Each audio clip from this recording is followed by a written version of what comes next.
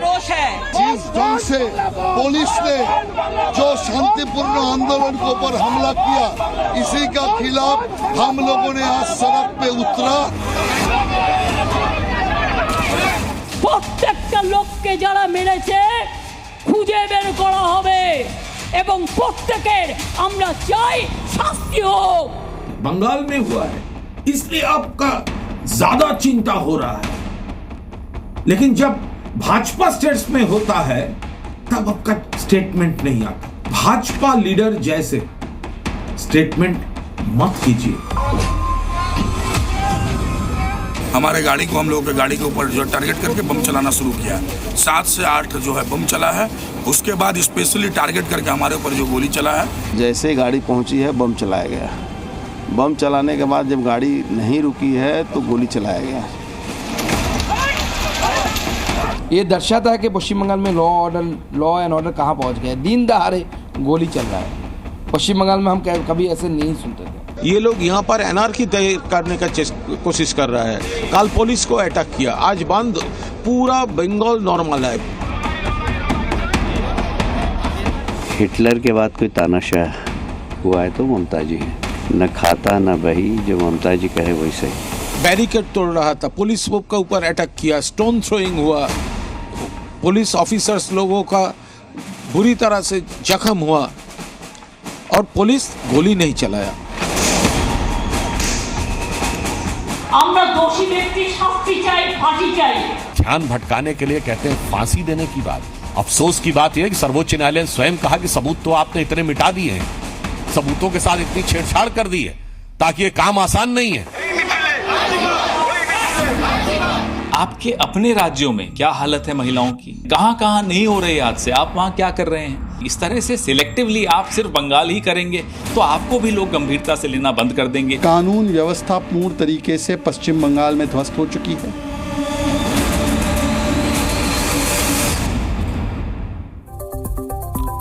देख रहे हैं आप पश्चिम बंगाल के हालात पर अब किस तरीके की राजनीति हो रही है, राजनीतिक बयानबाजी हो रही है। इसीलिए जरूरी है कि आज हम इन राजनीतिक पार्टियों से पूछे सवाल और वो भी ताल ठोक के। कौन कौन मेहमान मेरे साथ होंगे मैं एक इंट्रोडक्शन करा देता हूं। सुधांशु त्रिवेदी हमारे साथ होंगे, सांसद बीजेपी के। विवेक श्रीवास्तव होंगे लेफ्ट के नेता। अनुराग भदौरिया हैं समाजवादी पार्टी के प्रवक्ता। शुभंकर भट्टाचार्य हैं राजनीतिक विश्लेषक। संगीत रागी राजनीतिक विश्लेषक हमारे साथ होंगे और कपिल कुमार राजनीतिक विश्लेषक की हैसियत से हमारे साथ जुड़ेंगे। सबसे पहले शुभंकर भट्टाचार्य का मैं रुख करूंगा। शुभंकर भट्टाचार्य, बड़ा अफसोस होता है कि जब आप राष्ट्रपति को भी राजनीति में घसीट लाते हैं। राष्ट्रपति का पद राजनीति से ऊपर होता है, किसी भी राजनीतिक पार्टी से बहुत बड़ा कद होता है, बहुत अलग होता है। यह बहुत दुर्भाग्यपूर्ण बयान है टीएमसी की तरफ से कि राष्ट्रपति बीजेपी के नेता की तरह बात कर रही हैं। नहीं, बिल्कुल मैं इस बात को बिल्कुल स्वीकारता हूं कि राष्ट्रपति का जो पद होता है वो बिल्कुल किसी भी राजनीतिक पार्टी से, किसी भी राजनीतिक पद से, उन सब से ऊंचा होता है। लेकिन बात ये वही है कि जब हम एक क्राइम से यहाँ पे आज हम लड़ रहे हैं, एक ऐसे चीज़ से, कितना बड़ा एक अपराध है जो कि पूरे देश को इस समय निगले हुए है। कहा जा रहा है कि हर 15-17 मिनट में हमारे एक बेटी के साथ जो है इस तरीके से दुराचार हो रहा है।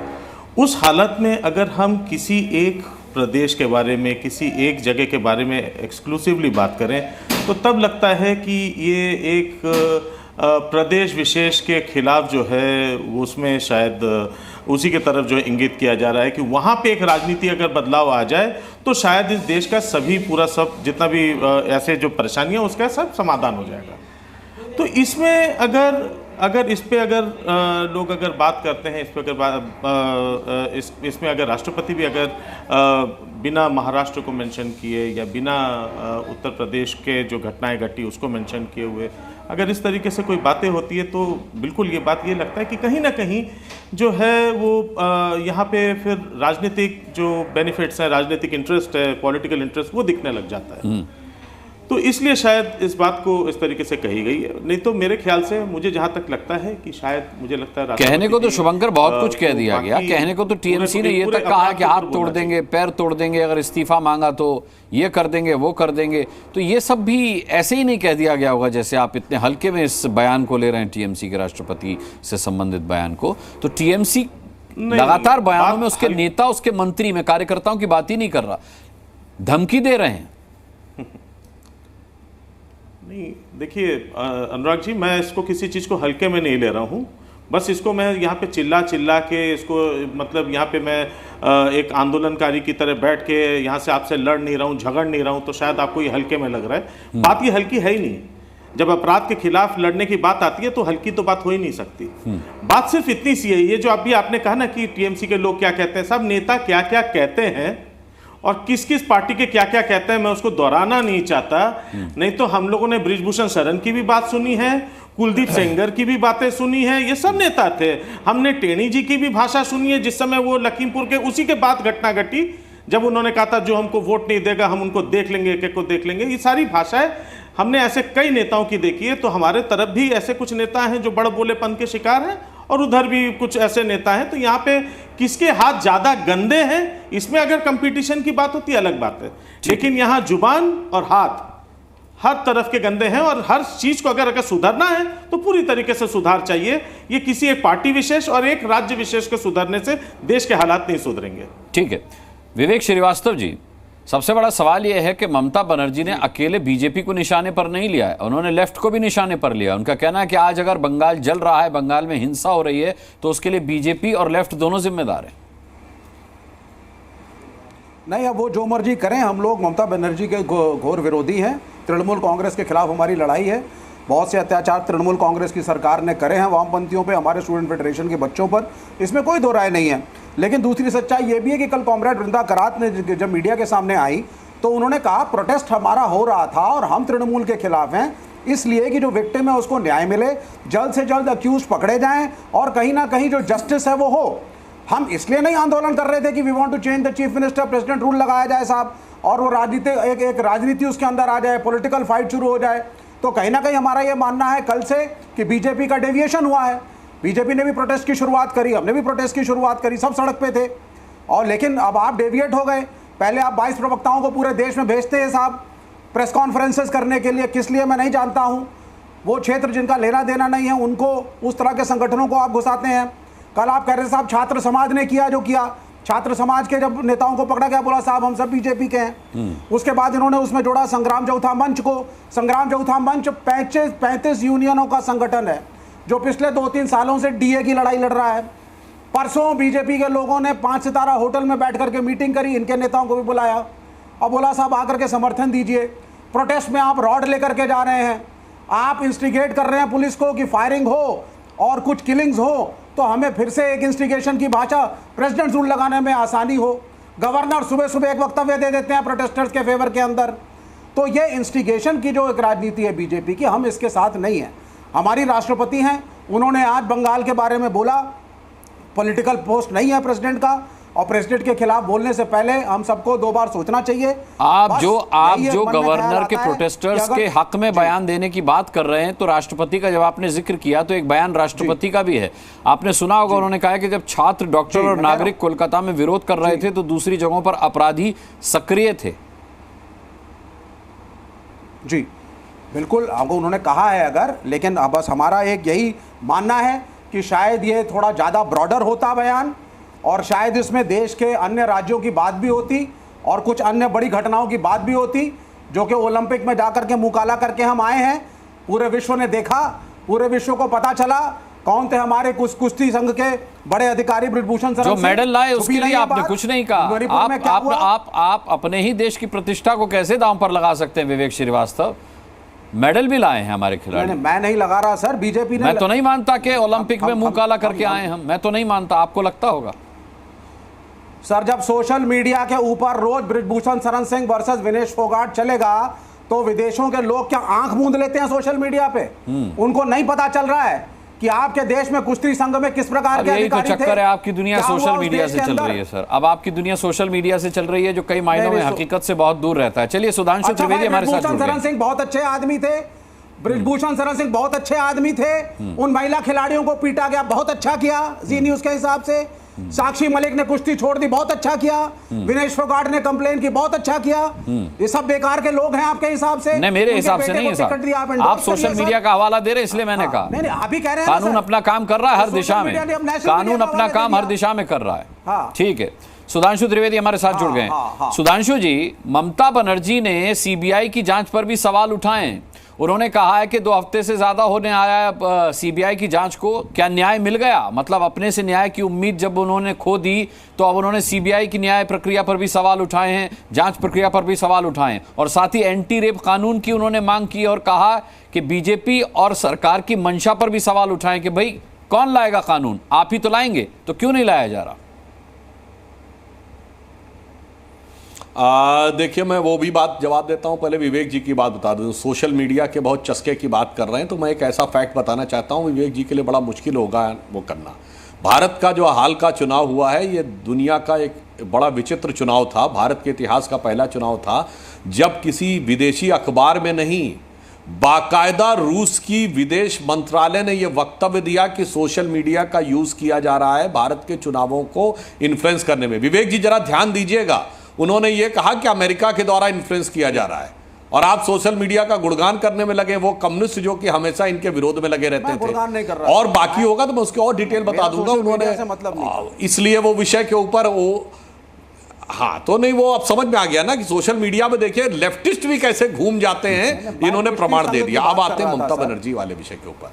देखिए, मैं एक बात कहना चाह रहा हूं बहुत स्पष्ट रूप से, अनुराग जी, ममता बनर्जी जी ने जो आज किया है वो बहुत ही दुखद और खतरनाक है। संविधान कैसे खतरे में होता है वो आज बंगाल में दिखाई पड़ रहा है। पहले आरोपी को बचाना, जांच को भटकाना, सबूतों को मिटाना, उसके बाद आंदोलनकारियों को धमकाना, और आज ममता जी की प्रेस कॉन्फ्रेंस का स्टेटमेंट देख लीजिए। मैं डॉक्टरों से मैं नहीं चाहती कि एफआईआर करूं, क्योंकि अगर एफआईआर होगी तो पासपोर्ट और वीजा नहीं मिलेगा। मतलब सीधे सीधे आप ये धमकी दे रही हैं कि हम एफआईआर करके तुम्हारा कैरियर तबाह कर सकते हैं। विवेक जी, घटना को लेके मैं नहीं कह रहा कि हमारे राज्य में नहीं हो सकती, आपके राज्य में हो सकती है, ये कहना सरासर गलत है। घटना के ऊपर जैसी प्रतिक्रिया है, बताइए किसी राज्य में आपने ऐसा सुना है कि जो क्राइम सीन है उसको सील ही ना किया जाए और उसके बाद एक भीड़ आए क्राइम सीन को तोड़फोड़ दे? और मैं हवा में नहीं कह रहा हूं, सर्वोच्च न्यायालय ने अपनी प्रोसीडिंग में यह बात कही कि आप लोगों ने तो सबूत ही नष्ट कर दिए, तो निर्णय किस आधार के ऊपर होगा?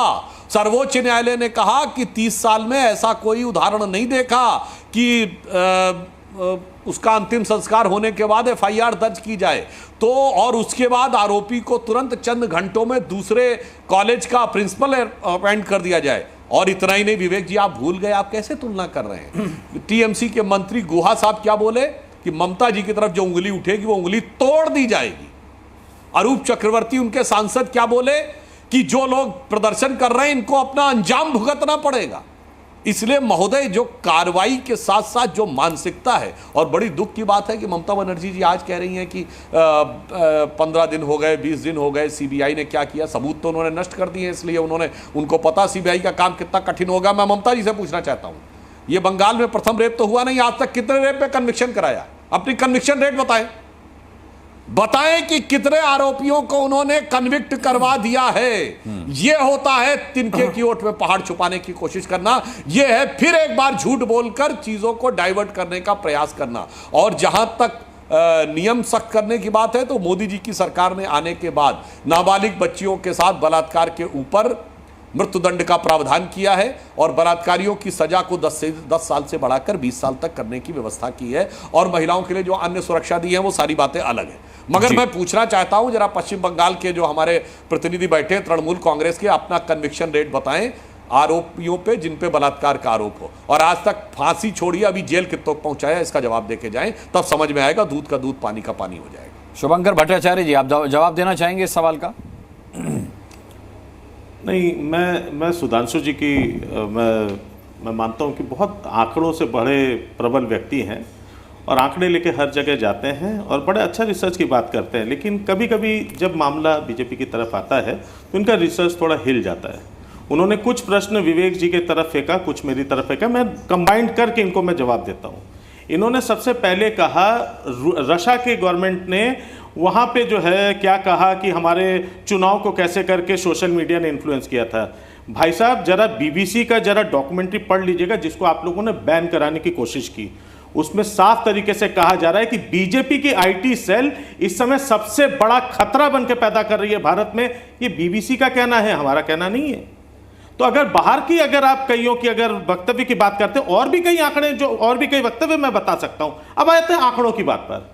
प्लीज एनसीआरबी वो आप ही के बिल्कुल कंट्रोल में है। जरा एनसीआरबी के हिसाब से आपको मैं चैलेंज कर रहा हूं, जरा बताएं किन प्रदेशों में महिलाओं के ऊपर अत्याचार का सबसे बड़ा रिकॉर्ड है, जहां सबसे ज्यादा आ रहा है, जरा मुझे बताएं। फर्स्ट नंबर पे कौन सा प्रदेश है, जरा मुझे बताएं। आप बताने से कतराएंगे, नहीं बता पाएंगे। तो पहले मुझसे पूछने के बारे में कि कितने कन्विक्शंस हो रहे हैं, और बंगाल का पहले खुद देखिए कि एनसीआरबी के हिसाब से क्राइम रिपोर्ट में, crime specific women, crime against women में आपकी वेस्ट बंगाल की रेट और दूसरों की क्या है। बार बार यही बात कहता हूं, यहां पे आप रेप से नहीं लड़ रहे हैं, आप राजनीति करके सिर्फ किसी तरीके से आपका तंत्र एक ही बात पर लगा हुआ है कि जहां जहां आपकी सरकार ना हो। सुधांशु जी का रिएक्शन लेता हूं, फिर अपने रिपोर्टर के पास जाऊंगा, फिर लेके आने से पहले आंकड़ों की जवाब आप भी दीजिए। ठीक, सुधांशु जी। मैंने कन्विक्शन रेट पूछा था, कन्विक्शन रेट का जवाब नहीं दे पाए, तो मैं बता देना चाहता हूं जो राष्ट्रीय औसत है कन्विक्शन का वो 35-36% के आसपास है, और उत्तर प्रदेश उसमें सबसे बेहतर स्थिति में 70 से 72% कन्विक्शन रेट है। महिलाओं के विरुद्ध अत्याचार में कन्विक्शन रेट यानी जिनको कोर्ट से सजा करा दी गई वो 70 से 72% है। इसलिए मैंने आपसे कहा ईमानदारी सरकार की तब झलकती है जब यह बात करने के। अब दूसरी बात, अब बीच में डिस्टर्ब मत करिए सर, बीच पे कोई डिस्टर्ब मत करिए। और मैं पुनः एक बात और कहना चाहता हूं, देखिए मैंने फिर कहा कि कोई ये कहे कि इस राज्य में होता उस राज्य में नहीं होता, अलग बात है। जो प्रतिक्रिया होती मैं उस पर कहना चाहता हूं। अभी तो मैंने तृणमूल कांग्रेस का बताया, अब मैं बताना चाहता हूं, सारे दर्शकों को सुनना चाहिए। कर्नाटक में कांग्रेस के नेता की बेटी नेहा हीरामत को चाकुओं से गोद दिया जाता है, और उसके बाद चूंकि चाकू चलाने वाला बड़े मजबूत वाला वोट बैंक था ना, तो इसलिए कर्नाटक का गृह मंत्री क्या बोलता है, ये तो इन लोगों का आपस का मामला था, इसलिए उसे गुस्सा आ गया, इसने चाकू चला दिया। अब आप आइए, लड़कों से गलती हो जाया करती है, मुलायम सिंह यादव ने बोला। अब आप आइए, 2017 बुलंदशहर रेप कांड में आजम खान ने कहा ये तो रेप हुआ ही नहीं, ये तो फर्जी था, और उसके बाद हाई कोर्ट ने फटकार लगाई तो अनकंडीशनल माफी मांगनी पड़ी। अब आप आइए, जब एनसीआरबी के डाटा की बात शुभांकर जी कह रहे हैं, तो सबसे ज्यादा 1-1.5 साल पहले जो था वो राजस्थान था, और राजस्थान के सबसे बड़े मंत्रियों में से एक शांति धारीवाल से जब कहा गया कि राजस्थान में सबसे ज्यादा रेप होते हैं, तो उन्होंने हंसते हुए कहा राजस्थान मर्दों वाला प्रदेश है, यानी रेप को मर्दानगी से जोड़ दिया। और राजस्थान के मुख्यमंत्री अशोक गहलोत ने कहा बतौर मुख्यमंत्री कि आधे से ज्यादा रेप केस फर्जी होते हैं, और 57% की फिगर बताई। मैं शुभांकर जी और अपने विरोधियों से कहना चाहता हूं, घटना होना एक बात है, घटना पे ये प्रतिक्रिया की उंगली तोड़ देंगे, अंजाम भुगतना पड़ेगा, एफआईआर हो सकती है, ये तो आपसी मामला था, लड़कों से गलती हो जाती है, रेप फर्जी था, मर्दानगी की बात है, और 57% केस फर्जी होते हैं। ये आप लोगों की दूषित मानसिकता दर्शाता है। मैं विनम्रता से कहता हूं, हमारे राष्ट्रीय अध्यक्ष मुख्यमंत्री स्तर का कोई ऐसा नेता बताइए जिसने इस ढंग का बयान दिया। ठीक है, मैं लौटूंगा, अनुराग भदौरिया आपके पास भी आऊंगा, शुभंकर आपसे भी इसका जवाब लूंगा। अभी मैं रुक कर रहा हूं अमित भारद्वाज का, जो हमारे संवाददाता वहां मौजूद है। अमित, क्या अपडेट है? देखिए, मैं कॉलेज स्ट्रीट पे हूँ। आपको कल जो यहाँ से नवानो अभियान जो है वो यहीं से शुरू हुआ था, उसके बाद जो हुआ वो मैं आपको बताऊंगा। ये सब विटनेस भी है, इनको चोटें भी लगी हैं, मैं आपको दिखा देता हूँ। क्या नाम है आपका? मेरा नाम है अभिजीत सरकार। अभिजीत सरकार, आप यहीं पे थे, यहीं से शुरू हुआ था? यहीं से शुरू हुआ था, कलका रैली। यहाँ से हम लोग जा रहे थे नवानो में। नवानो जाते वक्त हम लोगों का रास्ता में तो पुलिस जो हम लोग को कवर करने गया था नहीं जाने के लिए, उसके बाद उन लोगों को जलकाबान चलाया, गैस चलाया, उसके बाद लाठी चार्ज किया, और लाठी चार्ज में मेरा हाथ पे चोट लाया, पूरा पीठ पे चोट है। दीपक दिखाइएगा, पैर भी हाथ इनका बंधा हुआ है, पैर पे चोट है, पीठ पे चोट है, और भी लोग हैं मेरे साथ। आपके भी चोटें लगी थी? यहाँ पे देखिए, पुलिस की लाठी की दाग है। पुलिस ने अचानक हम लोगों पर ताबड़तोड़ हमला कर दिया, जैसे हम लोग कोई गुंडे हैं। हम इस देश के नागरिक नहीं हैं, हम पश्चिम बंगाल के नागरिक नहीं हैं, हम अपने बहन के विचार के लिए लड़ नहीं सकते हैं। एक गणतांत्रिक तरीके से शांतिपूर्ण आंदोलन, जनता के द्वारा जनता की सुरक्षा के लिए आंदोलन, जिसके ऊपर हमला किया गया, और सिर्फ हमला ही नहीं, इस प्रकार हमला किया गया, पूरा जल कमान, पूरा आंसू गैस में ज़्यादातर रिएक्शंस, केमिकल रिएक्शंस थे, जिससे आंदोलनकारियों के आँख वगैरह सब जल रहे थे, पूरे बदन में जलन सी महसूस होने लगी। कई लोग असुस्थ थे, कई लोग हॉस्पिटलाइज थे, कई लोग सिर्फ इसलिए हॉस्पिटल से छुट्टी लेके चले गए ताकि पुलिस उन पर गलत केस न दे दे। बहुत से ऐसे कार्यकर्ता, बहुत से ऐसे जनता है जो वहाँ गए हुए थे। 50-50 साल के लोगों के ऊपर उन लोगों ने झूठा केस दिया है। एक लोग पे 17-18 धारा लगाए हैं। और भी कुछ लोग हैं, आपके कुछ साथी भी एडमिट हैं अभी? हाँ, अभी जो हॉस्पिटल में हैं सब लोगों को, कल हम लोग शांतिपूर्ण विक्षोभ में थे, वो विक्षोभ हम लोगों का खुद का नहीं था, तो जुबो समाज जो है वो उन लोगों ने किया था। हमारी वेस्ट बंगाल की एक बहन जिसे रेप किया गया, गैंग रेप करके जिसको एकदम मौत दे दी गई, तो उसके आवाज़ में अगर हम लोग आवाज़ उठाएंगे, फिर भी तो ये दीदी जो ममता दीदी सरकार है, वो जब बंगाल में नहीं आए थे, वो कितना आंदोलन करते थे, हम लोग देखते थे, हर रोज चक्का जाम करते थे। आज कल हम लोग एकदम शांतिपूर्ण मैं लौटूंगा आपके पास। मेरे पैर पे चोट है। अनुराग भदौरिया, ये अमित भारद्वाज के साथ जो लोग हैं, ये बीजेपी के लोग नहीं हैं, ये वहां की जनता है, ये पश्चिम बंगाल के रहने वाले लोग हैं। आमतौर पर विपक्ष ये कहता आया है कि वहां जितना भी प्रदर्शन चल रहा है वो भारतीय जनता पार्टी की तरफ से चल रहा है। देखिए, मैं तो अभी तक यही समझता था कि सुधांशु त्रिवेदी जी भारतीय जनता पार्टी राष्ट्रीय प्रवक्ता है और भारतीय जनता पार्टी राष्ट्रीय पार्टी, ये रीजनल कब से हो गए? ये तो पश्चिम बंगाल के आगे नहीं निकल रहे। पश्चिम बंगाल में जो दरिंदगी हुई है, दरिंदों को कड़ी से कड़ी सजा मिलनी चाहिए। सीबीआई इंक्वायरी कर रही है, सीबीआई सेंट्रल गवर्नमेंट के अंडर में आती है, जल्दी सजा दे पाएगी। पश्चिम बंगाल पे टिक जाते हैं, लेकिन वहीं पे बदलापुर महाराष्ट्र में 2 बच्चियों के साथ अन्याय होता है, सुधांशु जी भूल जाते हैं महाराष्ट्र कहां पे, क्योंकि उनकी सरकार है। उत्तराखंड में नर्स बेटी के साथ अन्याय हो जाता है, वो भी इनकी मेमोरी से गायब हो जाता है, क्योंकि वहां बीजेपी की सरकार है। उत्तर प्रदेश के अंदर में फरुखाबाद में 2 बेटियां बेचारी 100 उनका झूला हुआ पेड़ से मिलता है, वहां ये भूल जाते हैं। हाथरस की बेटी के साथ अन्याय ये भूल गए क्या हुआ था। उसके लिए तो मैंने नहीं देखा सुधांशु त्रिवेदी जी ने कहीं प्रेस कॉन्फ्रेंस की हो कि हाथरस की बेटी के साथ अन्याय हुआ, नहीं होना चाहिए था। तब तो लाठी ऐसी भांज रहे थे ना, वो लाठियां तो मैंने भी खाई, आज तक दाग है पीठ पे सुधांशु जी। अगर आपने तो नहीं खाई, तब भी हम न्याय मांग रहे थे बेटी के लिए, तो लाठी क्यों भांज रहे थे आप? तब तो आप चुप साध गए थे। उन्नाव की बेटी पे भी चुप्पी साधी आपने, और जिससे बीएचयू की बेटी हुई थी उसमें भी चुप्पी साध गए, क्योंकि यहाँ बीजेपी की सरकार है। बिहार में चुप्पी साध गए, मुजफ्फरपुर में बेटी के 14 साल की बेटी के साथ अन्याय हुआ। भाई राष्ट्र की बात कर रहे हो ना, उड़ीसा की बेटी के साथ आप जो अन्याय हुआ वो भी चुप्पी साध जाते हो। माने कैसी राजनीति करते हो आप? बेटी चाहे उत्तर प्रदेश की हो, चाहे पश्चिम बंगाल की हो, चाहे मध्य प्रदेश की हो, चाहे उड़ीसा की हो, चाहे महाराष्ट्र की हो, चाहे राजस्थान की हो, चाहे बिहार की हो, हिंदुस्तान की बेटी है। और हिंदुस्तान की बेटी के साथ अन्याय होगा तो उस व्यक्ति, जो अन्याय करने वाला व्यक्ति, उसे कड़ी सजा मिलनी चाहिए। आपकी तरह मैं क्षेत्रवाद नहीं कर रहा हूं। क्यों आप अगर ममता जी की सरकार है तो आपको हिंदुस्तान की बेटी दिखाई पड़ रही है। उत्तर प्रदेश में अन्याय होता है बेटी के साथ तो हिंदुस्तान की बेटी नहीं। अगर उत्तराखंड में बेटी के साथ अन्याय होता है तो बेटी नहीं। अगर महाराष्ट्र में होता है तो वो हिंदुस्तान की बेटी नहीं। कमाल की बात कर रहे हैं सुधांशु जी आप भी। दूसरी बात, आप कितनी चालाकी से छुपा ले गए। महिलाओं पे सबसे ज्यादा अत्याचार राजस्थान में, उसके बाद मध्य प्रदेश में, उत्तर प्रदेश में अगर एनसीआरबी का डाटा देख ले तो 65,000 एक साल में, 2022 का डाटा है, महिला उत्पीड़न केस होते हैं 65,000। 65,000 कोई छोटी संख्या नहीं होती, लेकिन इसके बारे में आपको जवाब नहीं है। नहीं, मैं जवाब लेता हूँ कि आप राजनीति कर रहे हैं। मैं जवाब लेता हूँ अनुराग भदौरिया, मैं जवाब लेता हूँ। बंद कर दीजिए न्याय की मैं बात। जवाब लेता हूँ। सोशल मीडिया पे 2 सेकंड और सोशल मीडिया की बात करने वाले जो पूरे 2014 में 2 करोड़ रोजगार देकर सोशल मीडिया पे अपना बाबू बटोर रहे, जमाएंगे 2 करोड़ रोजगार देंगे प्रत्येक साल। आपने कहा था डीजल मेरी जरूरत है डिबेट में या नहीं है मुस्कान जी, तो मैं जाऊं छोड़ के डिबेट। कपिल जी आता हूँ, कपिल जी आपके पास आता हूँ, जरूरत है आपको। सोशल मीडिया अच्छा था, आज आपकी पोल खोलता है। सोशल मीडिया जनता आपके साथ नहीं है, क्योंकि आप 240 में सिमट गए हो। अब आप सहारा लेना चाहते हो, आप इसका उसका। सोशल मीडिया ने आपका साथ छोड़ा, मीडिया को आप ठीक है किसी तरह से। ठीक है अनुराग भदौरिया, ठीक, अपना दबाव में लिए हुए हो। सोशल मीडिया के दबाव में नहीं। सुधांशु जी, विपक्ष का आरोप ये है, सुधांशु जी विपक्ष का आरोप ये है कि जब पश्चिम बंगाल बंद का आह्वान भारतीय जनता पार्टी करती है और दीदी लाठियां भांजती है, दीदी की पुलिस लाठियां भांजती है, तो आप इसे दीदी की तानाशाही बताते हैं। और जब यही न्याय की आस में प्रदर्शन किया जाता है बदलापुर में, तो आप प्रदर्शनकारियों के खिलाफ एफआईआर करवाते हैं। जनता साफ कर देगी, याद रखिएगा।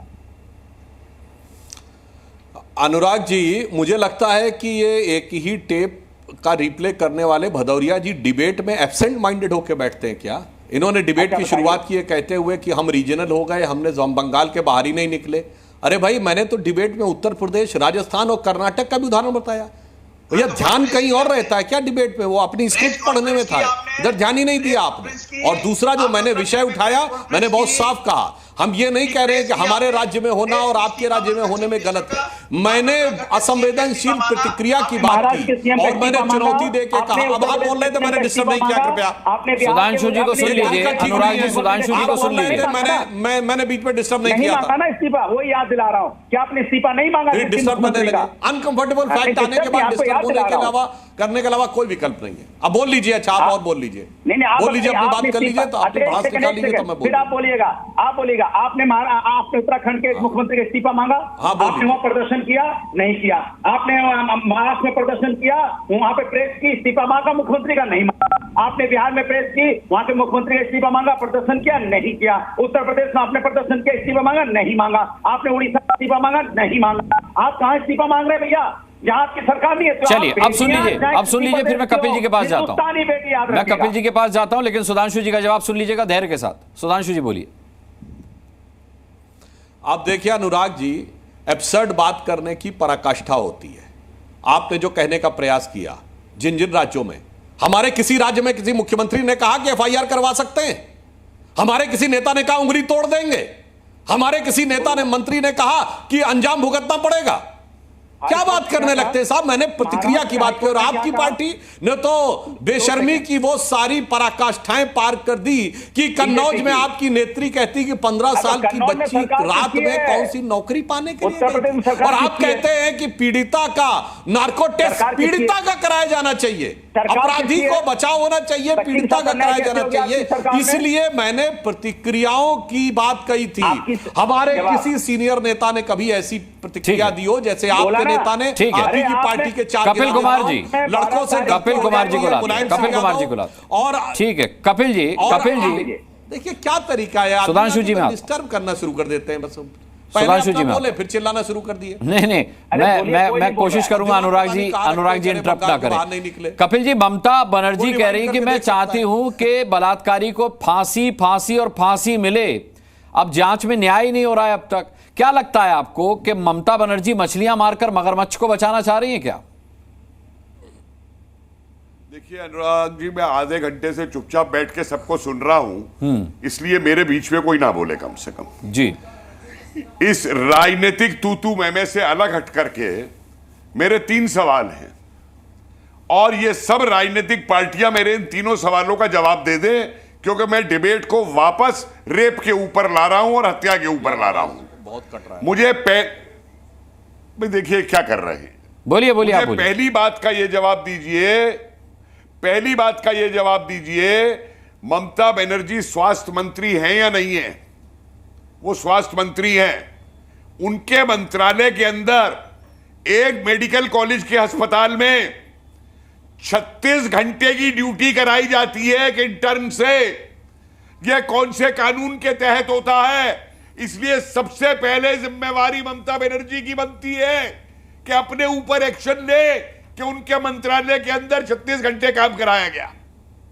दूसरी बात का जवाब दे मुझे, जब वहां एक कत्ल और रेप हो जाता है, उसके बाद में वहां का प्रिंसिपल इस्तीफा दे देता है, तो उस प्रिंसिपल को स्वास्थ्य मंत्रालय एक दूसरे कॉलेज में प्रिंसिपल बना देता है। स्वास्थ्य मंत्री कौन है? ममता बनर्जी है। ममता बनर्जी, आप पे जवाब है इस चीज का?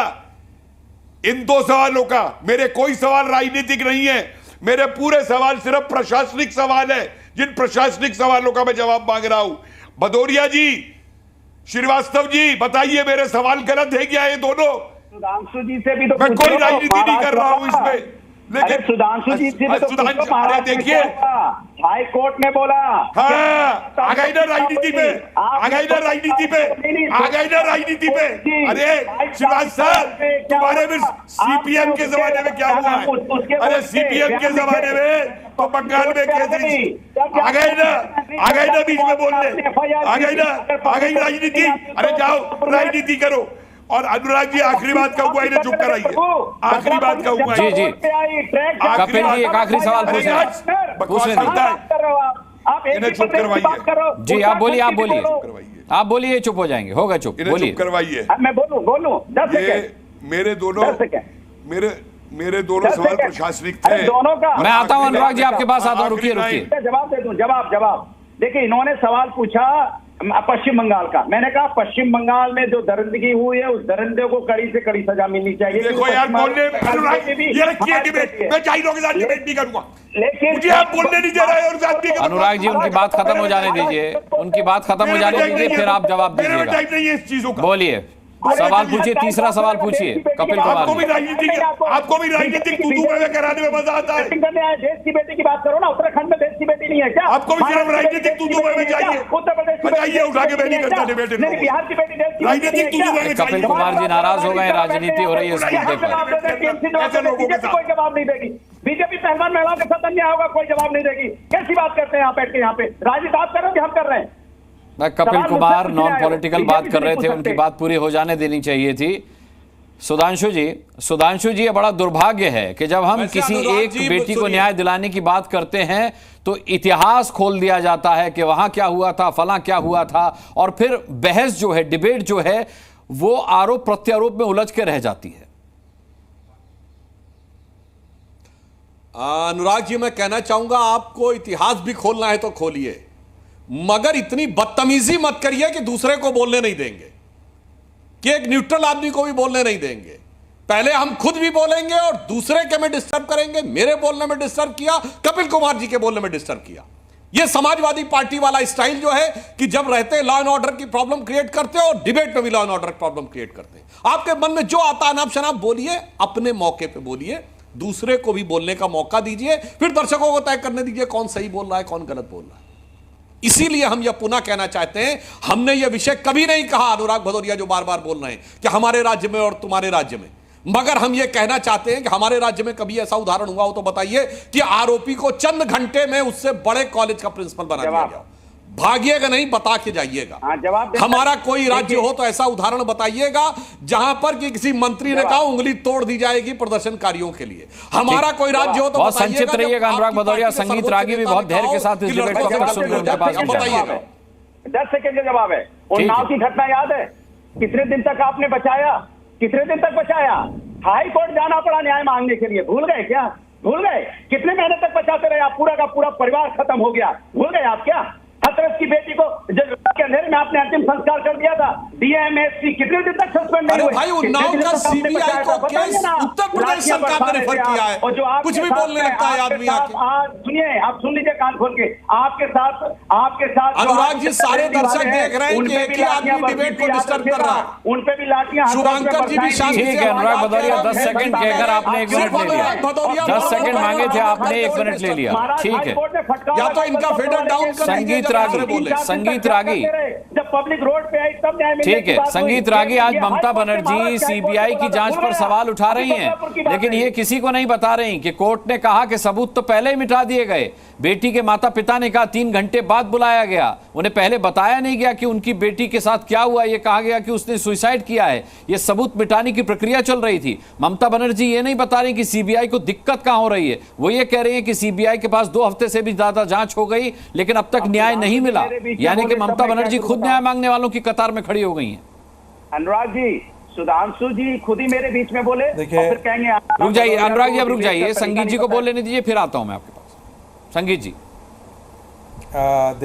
देखिए अनुराग जी, ममता बनर्जी जो कुछ भी बोल रही हैं अपने अपराध को छुपाने के लिए ये बोल रही हैं। उनको भी पता है कि सीबीआई चार्जशीट फाइल करने वाली है। उनको भी इस बात की जानकारी है कि किस प्रकार से कलकत्ता का पुलिस कमिश्नर और जो बलात्कारी है उसके बीच में क्या अंतरंग संबंध थे, कैसे वो व्यक्ति जो है वो बाइक से खुलेआम इधर उधर जाता रहा अपराध करने वाली रात में, और किस प्रकार से ममता बनर्जी ऐसे अपराधियों का संरक्षण देती रही हैं, ये बहुत साफ साफ दिख रहा है। देखिए, ये 2 चीज़ें हैं, एक तो तथ्य और दूसरा परसेप्शन। परसेप्शन आज के दिन में यही है कि ममता बनर्जी जितने भी अपराधी, गुंडे, मवाली, दहशतगर्द और यहाँ तक कि वे लोग जो हत्या और बलात्कार में शामिल है, उनके साथ भी कहीं न कहीं अपरोक्ष तो कहीं प्रत्यक्ष रूप में साथ खड़ी हो जाती हैं और बंगाल के इज्जत का सवाल उठा देती हैं और केंद्र को कोसना शुरू कर रही हैं। जी। घटना आपके बंगाल में घटी है। कलकत्ता में कैसे किसी को पता है कि रात के 3 बजे किसी महिला वो सेमिनार रूम में सो रही है, जब तक वहाँ के प्रिंसिपल का मिली भगत नहीं हो, वहाँ के कर्मचारियों की मिली भगत नहीं हो। और हैरानी की बात है कि जिस प्रिंसिपल से आप दूसरी जगह आप उसे तबादला करते हैं, सस्पेंड करके तबादला कर देते हैं और उसको दूसरे स्थान दे देते हैं। ये मिली भगत बताती है कि कहीं न कहीं इस पूरे अपराध का संरक्षण जो है वो ममता बनर्जी के द्वारा हो रहा है। और मुझे तो ऐसा लगता है कि Bengal is a fit case जिसमें कि राष्ट्रपति शासन लगाया जाए, नहीं तो बंगाल आने वाले दिनों में न आप देखिए संगीत रागी जी ये बात कर रहे हैं और इसी बीच एक बड़ी खबर आई है, मैं बता दूं, अनुराग भदौरिया भी सुन ले और शुभंकर भी सुन ले। बंगाल की सीएम ममता बनर्जी का धमकी भरा बयान आया है। उन्होंने कहा कि बंगाल में आग लगी तो असम में भी लगेगी, यूपी, बिहार, झारखंड, ओडिशा में भी आग लगेगी। उन्होंने कहा कि ये आग फिर दिल्ली तक भी पहुंचेगी। ममता बनर्जी का धमकी भरा बयान। अब तक टीएमसी के मंत्री और नेता उंगली और हाथ पैर तोड़ने की बात किया करते थे, लेकिन अब ममता बनर्जी पूरे देश को आग में झुलसाने की बात कर रही है। बयान सुनिए उनका। মোদি বাবু আপনার পার্টিকে দিয়ে আগুন লাগাচ্ছেন, মনে রাখবেন বাংলায় যদি আগুন লাগান আসামও থেমে থাকবে না, নর্থ ইস্টও থেমে থাকবে না, উত্তরপ্রদেশও থেমে থাকবে না, বিহারও থেমে থাকবে না, ঝাড়খণ্ডও থেমে থাকবে না, উড়িষ্যাও থেমে থাকবে না, আর দিল্লিও থেমে থাকবে না। আপনার চেয়ারটা আমরা টলমল করে দেব। মোদি বাবু আপনার পার্টিকে দিয়ে আগুন লাগাচ্ছেন, মনে রাখবেন বাংলায় যদি আগুন লাগান আসামও থেমে থাকবে না, নর্থ ইস্টও থেমে থাকবে না, উত্তরপ্রদেশও থেমে থাকবে না, বিহারও থেমে থাকবে না, ঝাড়খণ্ডও থেমে থাকবে না, উড়িষ্যাও থেমে থাকবে না, আর দিল্লিও থেমে থাকবে না। আপনার চেয়ারটা আমরা টলমল করে দেব। शुभंकर भट्टाचार्य क्या कहेंगे अब आप इस बयान पर, ममता दीदी के इस बयान पर? डॉक्टर बेटी के बलात्कारी, डॉक्टर बेटी के हत्यारे उनके टारगेट पर नहीं है, मोदी टारगेट पर हैं। मैं आता हूं संगीत जी, आपकी बात पूरी करने का मौका दूंगा। एक छोटी सी टिप्पणी कर जी जी, एक छोटी सी टिप्पणी कर, ठीक है, कर दीजिए। देखिए ममता बनर्जी राजनीतिक मर्यादा, राजनीतिक शिष्टता, अशिष्टता और राजनीतिक असभ्यता की सारी मर्यादाएं लांघ चुकी हैं। उनका सिर्फ और सिर्फ यही है कि हम अपने कुकर्म, अपने दुष्कर्म, अपने पाप कर्म, अपने भ्रष्टाचार, उनके बारे में आप मत बोलिए। वो सीधे धमकी देंगे, हम आग लगा देंगे, हम जला देंगे, हम ये कर देंगे। अरे सबको ही पता है कि हिंदुओं का क्या आपने हाल कर रखा है पश्चिम बंगाल में। सबको ये पता है कि 22-22 हजार हिंदू भाग जाते हैं चुनाव के दरमियान। ये हिंसा का इतना नंगा नाच आज तक भारत की राजनीति में कहीं नहीं हुआ है। ठीक है, इसका हेमंता बिस्वा शर्मा का जवाब आया है ममता बनर्जी के बयान पर कि देश को जलाने की कोशिश न करें ममता बनर्जी। हेमंता बिस्वा शर्मा ने कहा है कि असम को धमकाने की हिम्मत उनकी कैसे हुई। ममता के बयान पर हेमंता का पलटवार। शुभंकर, सीएम की धमकी पर क्या कहना है आपका? जी हाँ, अब देखिए अनुराग जी, देखिए मैं जब तक इन्होंने बीच में टिप्पणी भी की, मैं चुपचाप मैंने सुना, जितनी बातें थी सबने की, और किसी को टिप्पणी बीच में करनी हो कर ले, लेकिन जब आप मेरी बात सुने तो कम से कम उसको क्लैरिटी के साथ सुने। पहली बात कि अभी जो आपने जो ममता दीदी का ये जो सुनाया आपने, ये भाषण जो आपने इधर से किया वो बंगला में बोला गया था, उसमें कहीं भी उल्लेख मैंने नहीं सुना जहाँ पे ममता दीदी ने कहा कि मैंने या तृणमूल कांग्रेस या ये जाके जला देगी। उन्होंने ये नहीं कहा। ये एक भाषण का एक्सटेंशन है, वो भी मैं बता दूँ कैसे एक्सटेंशन है। कई दिनों से एक बात कही जा रही है कि आपने जो बांग्लादेश में जो होने वाले वहाँ का उपद्रव और वहाँ के जिसको रिवोल्ट, वो लोग उनको वहाँ के रिवोल्ट कहते हैं, वहाँ जो देखा उसको आपने वहाँ से क्यों ले लिया। और उसी को सजा के, क्योंकि आपने देखा कि जब बांग्लादेश एक देश की सरकार स्टूडेंट से मिलकर जब गिराई जा सकती है तो ये पश्चिम बंगाल में भी किया जा सकता है। और आप एक बहुत गलत मिसाल पूरे देश में कायम कर रहे हैं कि छात्र राजनीति का इस्तेमाल करके अगर आप उन प्रदेशों को टारगेट डॉक्टर बेटी के लिए न्याय मांगने बैठे डॉक्टरों को आप छात्र राजनीति बता रहे हैं, ये बड़ा दुर्भाग्यपूर्ण है शुभंकर। इसकी जो आग है, इसकी जो तपिश है उन हर राज्यों में पहुंचेगी। कहने का मकसद ये है, सुनने का भी वो रखिए। अनुराग जी, आपने तो किसी को नहीं टोका। अभी कोई बीजेपी का व्यक्ति अगर विशेष टिप्पणी करने आएगा, पूरा टाइम मैं टोकूंगा किसी की भी गलत टिप्पणी को। बीजेपी से मेरी कोई हमदर्दी नहीं है, आपको नहीं अच्छा लगेगा। बीजेपी से मेरी कोई हमदर्दी नहीं है। तो ठीक है, हम चुपचाप रह जाएं। आप आरोप लगाएं चुपचाप, हम उसको कोई ना, उसका कोई जवाब ना दें, तो फिर तो पूछना ही बेकार है, तो सवाल ही ना पूछे हमसे। मैं छात्र राजनीति पर आपने जो सवाल उठाया उस पर मैंने जवाब दे रहा हूं। कई सवाल थे, एक सेकंड, कई सवाल थे, मैं उसका जवाब दे देता हूं। सुधांशु जी आंकड़े लेके बहुत आ रहे थे, मैंने उनको सेव करके रखा। आज मुझे भी बहुत सारी चीजें जानने को मिली, क्योंकि जब तक तू मैं चल रहा था, मैं बैठ के ये गूगल मामा से सब सवाल पूछ रहा था, तो पता चला अभी हमको state with highest crime rate बता दे रहे थे। जरा प्लीज पढ़िए, ये मार्च 2024 का है, दैट इज उत्तर प्रदेश। ये मैं नहीं बोल रहा, ये एनसीआरबी का रिपोर्ट बोल रहा है। ये सामने लिखा है, मैं नहीं जानता गूगल क्या कह दे रहा है, मैं सोशल मीडिया के आधार पर बोलते हैं, आप गूगल के आधार पर बोल रहे हैं। Crime rate. अब मैं एक बात, मजे की बात है, तो क्या आपको लग रहा है कि सुधांशु द्विवेदी घर घर में जाके आंकड़े निकाल रहे हैं? सुधांशु जी भी वही बयान दे रहे हैं, वही चीज बता रहे हैं जो आंकड़े आपको इस मीडिया से मिल रहा है। ये सोशल मीडिया नहीं है, एनसीआरबी सोशल मीडिया नहीं है। Please don't say that. ठीक है सुधांशु जी, सुधांशु जी, दूसरी बात, यहां पे जब क्राइम की बात आ रही है, एक मिनट और भी मैं दिखा दूं कि यहां पे जब कहा जा रहा है कि हाईएस्ट क्राइम रेट, जो 5 जो यहां पे राज्य दिखाए में, उसमें एक में भी बंगाल का नाम नहीं है। ठीक, तो बात है कि आप अगर कहीं पे सिर्फ आपका टारगेट यह है कि कहीं पे जाके आपको वहां का राज्य की सरकार को हिला देना है, जहां पे आप चयन होकर नहीं आ सके, ये सब समझ पा रहे हैं कि इस समय टारगेट सिर्फ एक चीज है, राष्ट्रपति शासन लगाना उन राज्यों में जहां पे आप नहीं है। बस जहां पे ना जीत सके वहां राष्ट्रपति शासन।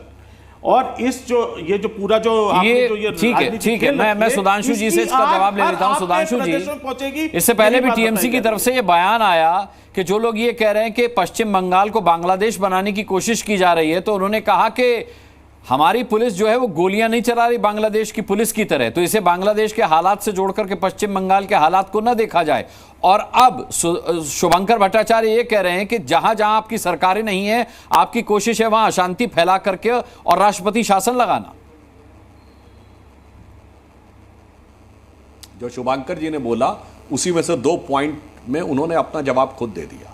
जब सारा देश देख रहा है कि एक क्राइम को प्रोटेक्ट करने के लिए सरकार की सीमा तक जा रही है, तो एक आम नागरिक की क्या हैसियत होती होगी कि वो जाके एफआईआर करवा सके और न्याय की अपेक्षा कर सके। जो कह रहे हैं कि आंकड़े में पश्चिम बंगाल कम नजर आता है, तो इसीलिए कम नजर आता होगा। हाथ कंगन को आरसी क्या, पढ़े लिखे को फारसी क्या, पूरा देश देख रहा है। दूसरी बात जो शुभंकर जी ने कही कि यह सही है कि उन्होंने कहा कि तृणमूल कांग्रेस वाले थोड़ी करेंगे यूपी बिहार में और असम में जाके। यहीं पर मैं बात करना चाहता हूं, बहुत गंभीर बात है, ये मानी हुई बात है। तृणमूल कांग्रेस का तो कोई वजूद ही नहीं है बिहार और यूपी में। यह फिर किसके दम पे ममता बनर्जी जी ने यह बोला? दर्शकों को सोचना चाहिए, मैं करोड़ों दर्शकों से बोल रहा हूं, कोई ना कोई तो नेटवर्क है, कोई ना कोई ऐसा नेटवर्क है जो बंगाल के बाहर भी ममता बनर्जी की मदद करने के लिए खड़ा है, आग लगाने के लिए। तभी वो कह रही है कि बिहार में, उत्तर प्रदेश में, दिल्ली में, देखिए आ गए डिस्टर्बेंस करने के लिए, डिस्टर्बेंस करने के लिए आ गए। मैंने तो सिर्फ आप ही की बात कही, आपको शांति से सुन रहे हैं। मैंने आपका ही शब्द पकड़ा है, फिर डिस्टर्ब करने लगे। देखिए सब सारे दर्शक देख रहे हैं, सिर्फ विपक्ष के लोग दूसरे के में बोल रहे हैं, हम लोग कभी नहीं बोल रहे हैं दूसरे में। अब सुनिए, प्रॉब्लम यही है शुभंकर जी, जो आपने बोला, मैं आपकी बात को कंफर्म कर रहा हूं। तृणमूल कांग्रेस की कोई हैसियत ही नहीं है यूपी बिहार और दिल्ली में, फिर भी ममता बनर्जी में कॉन्फिडेंस कहां से है, क्या मांग लगा देंगे? इसका मतलब कोई ना कोई ऐसा नेटवर्क है जिसके साथ तृणमूल कांग्रेस जुड़ी हुई है और जिसके कॉन्फिडेंस के बेस पे वो कह रही है कि पूरे भारत पे दिल्ली तक आग लगा देंगे, असम से लेकर दिल्ली तक आग लगा देंगे। अब ये दर्शकों के विवेक के ऊपर छोड़ता हूं। और बांग्लादेश में जो हुआ था शुभंकर जी, बांग्लादेश में भी यही हुआ था, कट्टरपंथियों का साथ लेके अंजाम क्या होता है, मैं दर्शकों को याद दिला देना चाहता हूं। शर्म की बात नहीं महोदय, मैं पूरा बात कर लूं तब उसके बाद शुभांकर जी, मैं पूरी बात कर लूं तब आपको अनुचित लगे तो बता दीजिएगा।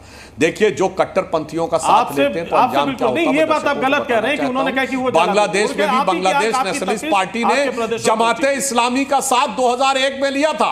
अपनी सरकार में जमाते इस्लामी को एक कैबिनेट मंत्रालय दिया था, और आज बांग्लादेश नेशनलिस्ट पार्टी कहीं नहीं है। बांग्लादेश के अंदर जो बवाल हुआ है सिर्फ जमाते इस्लामी है और सेना है। तो कान खोल के सुन लीजिए ममता बनर्जी जी, आपने जिन कट्टरपंथी ताकतों को साथ में लिया है वो जिस दिन बवाल करेंगी उस दिन वो कट्टरपंथी ताकतें होंगी, आपका कोई नामो निशान नहीं होगा। उम्मीद नहीं थी। विवेक जी क्या कह रहे? विवेक जी कुछ कहना चाह रहे हैं? क्या देखिए, पहली चीज मैंने तो आप ही की बात बोली, आपको उम्मीद नहीं करा। बड़ा क्लियर है। अरे आप बता दीजिए फिर, तृणमूल का नेटवर्क नहीं है तो किस आधार पे ममता बनर्जी कह रही आग लगा देंगे? सर सुन लीजिए, उन्होंने जो बोला रोष में बोला होगा, लेकिन ये बड़ी क्लियर सी बात है। मैं कपिल जी ने आज जो कुछ बोला मैं हर चीज से सहमत हूं। हर चीज में गड़बड़ी हुई है बंगाल में, सबने प्रोटेस्ट किया। सर सुन लीजिए जरा, लेकिन वो आपको एक्सक्यूज नहीं देता है कि कॉन्स्टिट्यूशनली इलेक्टेड सरकार को आप गिरा करके, प्रेसिडेंट्स रूल लगा करके, मुख्यमंत्री बदल करके, गवर्नर के थ्रू भाजपा शासन चलाए। अरे विवेक श्रीवास्तव जी, चाहे मुख्यमंत्री हाईकोर्ट के आदेश की अवमानना करें तब भी नहीं, गुंडागर्दी करते रहे।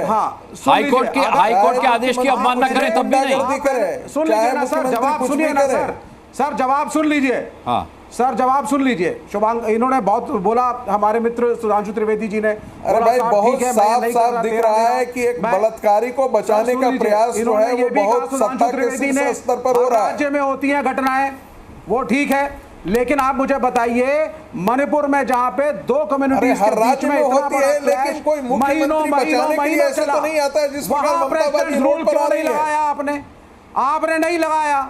आपने, सुधांशु त्रिवेदी जी ने मुझे कहा कि साहब हमारे नेताओं ने कभी गलत बयानी नहीं करी। सर, योर साइलेंस इज गलत बयानी। जब प्राइम मिनिस्टर चुप रहता है और जंतर मंतर पे लड़कियां पिटती हैं, that is as good as गलत बयानी। जब मणिपुर पे आप बोलते नहीं 2 महीने, जब कोर्ट फटकार लगाता है तब प्राइम मिनिस्टर बोलते हैं, आपका साइलेंस इज गलत बयानी। जब आप साइलेंट होकर के नरसंहार देखते हैं, यह गलत बयानी है। आप मणिपुर में जाइए पहले सर, प्रेसिडेंट रूल लगाइए, यूपी में आइए। कल अयोध्या में 4 साल की लड़की का बलात्कार हुआ है। कब मार्च निकालेगा छात्र संगठन? कब एबीवीपी उतरेगा? सुधांशु जी जरा मुझे बताइए आप। मैं बोल लूं सुधांशु जी, ये फोटो देख रहे हैं? देखिए, सुधांशु जी दिखाई दे रहा है? सुधांशु जी इसको देखिए, ये देखिए देश की पुलिस है। एक अविवेक पूर्ण बात करने की पराकाष्ठा होती है। अनुराग भदौरिया एक तस्वीर दिखा रहे हैं। सुधांशु जी, अनुराग भदौरिया एक तस्वीर ये कह रहे हैं हमने किसी भी प्रकार। सुधांशु जी इधर देख लीजिए, सुधांशु जी ये फोटो देख रहे हैं? ये तस्वीर नहीं दिखा सकते। अनुराग भदौरिया माफ कीजिएगा, इसमें खून नजर आ रहा है जी।